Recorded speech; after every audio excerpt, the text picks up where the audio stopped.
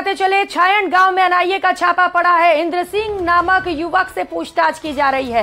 NIA की team ने इंद्र सिंह के फोन को भी जब्त कर लिया है।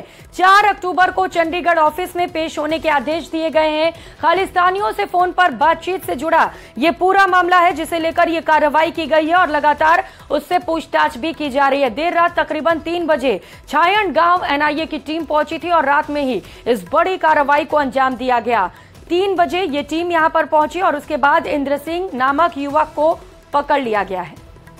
सावलदान रत्नू हमारे साथ जुड़ चुके हैं। सावलदान, इंद्रजीत के क्या कनेक्शन है? इंद्र सिंह, क्योंकि बताया जा रहा है कि उसको एनआईए ने पकड़ भी लिया और पूछताछ भी की जा रही है इंद्र सिंह से।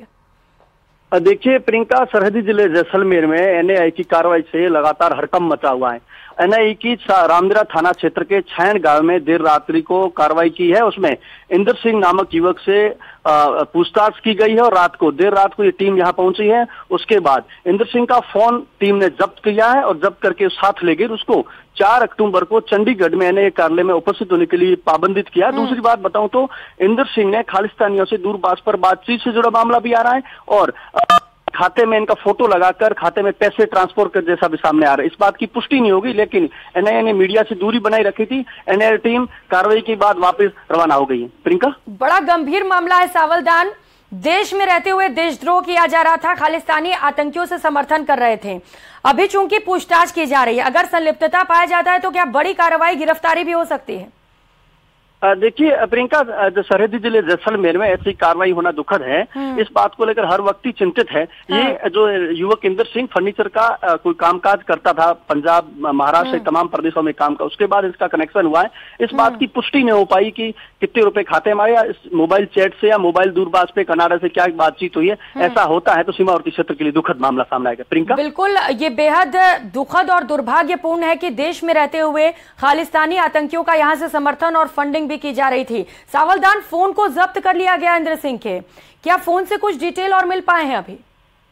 देखिए प्रियंका, इस फोन के बाद ही एनआईए टीम फोन इसका पूरा राज उगलेगा। भले फेसबुक हो, व्हाट्सएप हो या इंस्टा हो, इस मामले को लेकर जो चैट हुई है, जो तमाम बात, कई सारे राज खोलेगा जब एक एक कर यहाँ से डॉक्यूमेंट्स खंगाले जाएंगे। आप नजर बनाए रखिएगा। बहुत शुक्रिया तमाम जानकारियों के लिए।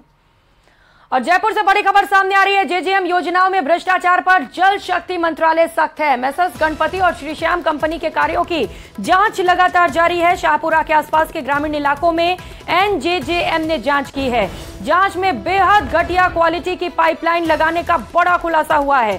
डीआई पाइपलाइन की जगह प्लास्टिक की पाइपलाइन का भुगतान किया गया। कई गांव में पाइपलाइन की गहराई को लेकर भी भ्रष्टाचार हुआ है। सीकर जिले की पाइपलाइन भी वहां पर लगा दी गई है। शाहपुरा इलाके में पुरानी पाइपलाइन को लगाने का भी बड़ा काला खेल खुलासा हुआ है। तस्वीरें दिखा रहे हैं सबसे पहले न्यूज 18 राजस्थान पर। एनजेजेएम की टीम ने सभी इलाकों से रिपोर्ट तैयार कर ली है और आज जल जीवन भवन में मुख्य अभियंता जेजेएम आरके मीणा से पूछताछ की जाएगी। सहयोगी राकेश हमारे साथ जुड़ चुके हैं। राकेश, बड़े पैमाने पर भ्रष्टाचार का खुलासा होता चला जा रहा है। घटिया सामग्री यूज किए गए, पाइपलाइन भी घटिया वहां पर इस्तेमाल किया गया, रिपोर्ट तैयार कर ली गई है।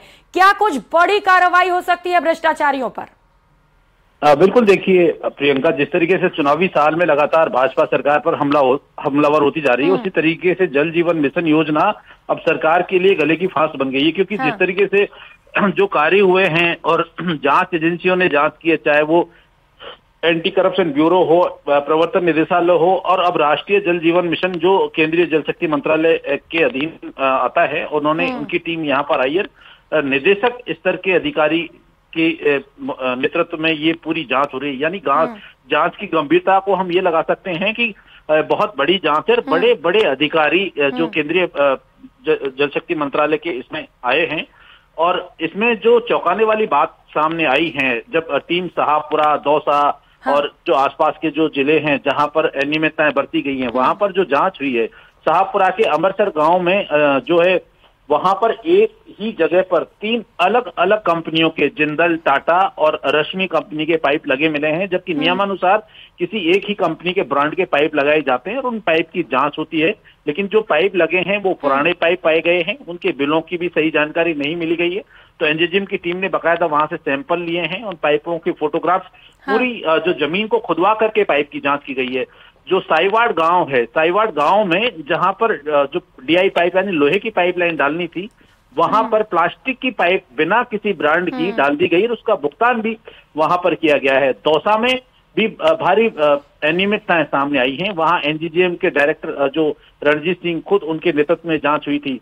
अब जो एनजीजीएम की टीम है वो मुख्य अभियंता जल जीवन मिशन आर.के. मीणा और जो अतिरिक्त मुख्य अभियंता ग्रामीण देवराज सोलंकी हैं, उनके कार्यालय में पहुंच रही है। जो दस्तावेज जारी किए गए हैं, चाहे वो टेंडर जारी करने का मामला हो या बिल आए हैं उनके भुगतान का मामला है, या जो टेंडर प्रक्रिया में किस तरह की अनियमितताएं बरती गई हैं, उन तमाम चीजों को लेकर उन दस्तावेजों की जांच करेंगे। और वहां पर मुख्य अभियंता जल जीवन मिशन और अतिरिक्त मुख्य अभियंता ग्रामीण देवराज सोलंकी से भी पूछताछ की जाएगी, क्योंकि जो भुगतान हुए हैं वो अनियमित तरीके से हुए हैं। कामों में भ्रष्टाचार के बाद अधिकारियों की संलिप्तता भी इसमें सामने आई है। जिस तरीके से रिश्वत लेते हुए एसीबी ने पकड़ा था जो जलदाय विभाग के अधिकारियों को, उसके बाद टेंडर जारी करने में जो कमीशनखोरी हुई है या गलत तरीके से जो टेंडर आवंटित किए गए हैं, क्योंकि श्री श्याम ट्यूबवेल कंपनी और गणपति ट्यूबवेल कंपनी को 15 दिन में 15 टेंडर जारी किए गए हैं। एक ही कंपनी को लगातार टेंडर जारी करने से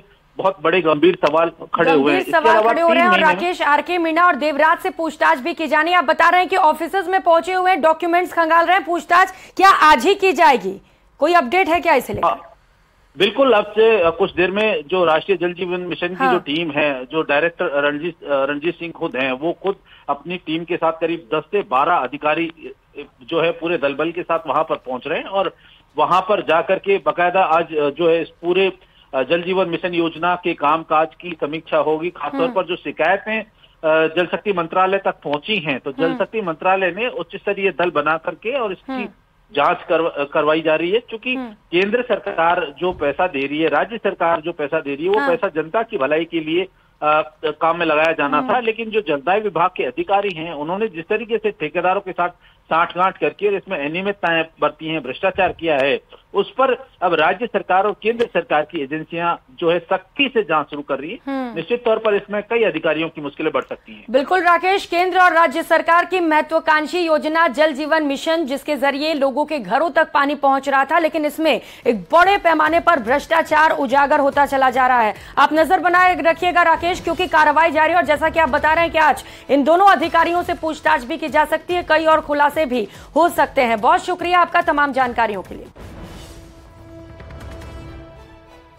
और खबर दौसा जिले से है, जहां बीएसएफ कमांडेंट ओम प्रकाश मीणा का उनके पैतृक गांव खैरपुर में अंतिम संस्कार कर दिया गया। देर रात तिरंगे में लिपटा हुआ कमांडेंट ओम प्रकाश का शव उनके घर पहुंचा था। बता दें कि 23 सितंबर को ओम प्रकाश ने पश्चिम बंगाल में ड्यूटी के दौरान खुद को गोली मारकर आत्महत्या कर ली थी।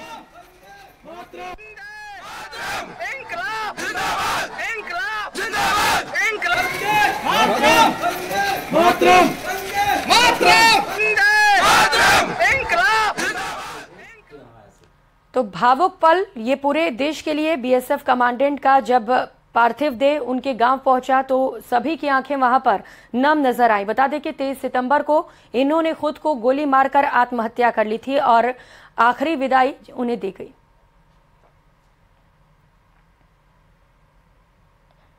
फिलहाल यहां वक्त चला एक छोटे से ब्रेक का, लौटेंगे फौरन।